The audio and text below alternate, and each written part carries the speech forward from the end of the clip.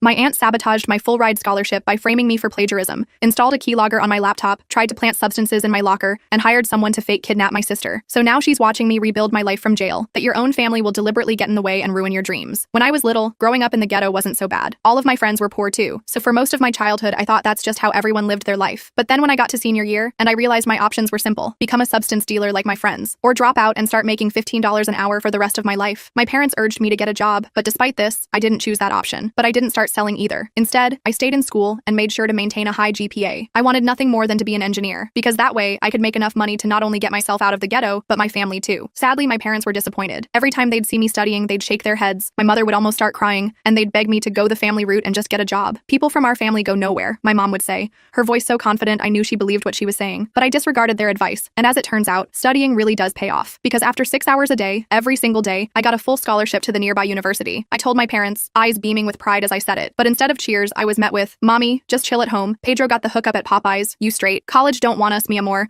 Use what you got and trap a rich man. Secure the bag with a baby for real," is what I heard from my parents all day long. I knew they meant well, but it was exhausting because I just wanted their support, and I almost gave in. Almost. Except I knew in my heart this is what I was meant for, and I wasn't going to let myself down, so I decided to go. This was soon followed by the worst decision of my entire life. I invited my whole family over for dinner that weekend. Things were pretty chaotic at first. I'm pretty sure my parents thought I changed my mind. Meanwhile, my relatives had automatically assumed it was a baby shower and brought hand-me-down prams, a chest milk pump, and toys. But as we sat around the table, I hit them with the most disappointing phrase of all time: "I'm going to college." My entire family turned to my parents with a look of disdain. My dad sighed. My mom started tearing up. The air became thick and heavy, like the funeral of a loved one. I tried to explain that I got a full scholarship, so this wouldn't cost a dime. Plus, in the summer of my first year, I could do an internship and earn $23 an hour. This helped to lighten the mood a bit, like a cool breeze on a summer's day. But my Aunt Rosa doubled down. She said I was an embarrassment, and I had to give up my act. "But Aunt Rosa, this is an amazing opportunity. I don't give an F. Your family needs money, not some fancy title." Tears stung my eyes. My family's betrayal hit like a herd of elephants trampling on a newborn baby. I spent the rest of the dinner eating in complete silence. Meanwhile, my aunt blabbered for hours about how I should be ashamed of myself, and how my mom should have had me terminated. When everyone had finally finished eating, no one thanked me for the meal. They just left, and left me to do all the cleanup. I couldn't stop crying. The only one that seemed to support me was our house cat, who rubbed her face against my leg while purring louder than ever. But a few days later, I got the call. It was my guidance counselor. She told me my scholarship was being revoked, and I was being suspended. Apparently, someone had left an anonymous claim with damning evidence that my essay was plagiarized. I completely broke down, but no amount of sadness could hide the anger that I felt. After I hung up the phone, one thought crystallized: who would do this to me? As soon as the question popped into my head, it was answered: Aunt Rosa. She'd been the most vocal against my college plans. She'd had access to my laptop during the family dinner. I'd left it on the kitchen counter when I was serving dessert. The realization made me dizzy with anger and betrayal. I needed proof before accusing anyone. That night, I checked my Google Docs history. Someone had accessed my essay document at 8:43 p.m. on Saturday, right when Aunt Rosa had volunteered to make coffee while everyone else was eating dessert. The timestamp glared at me from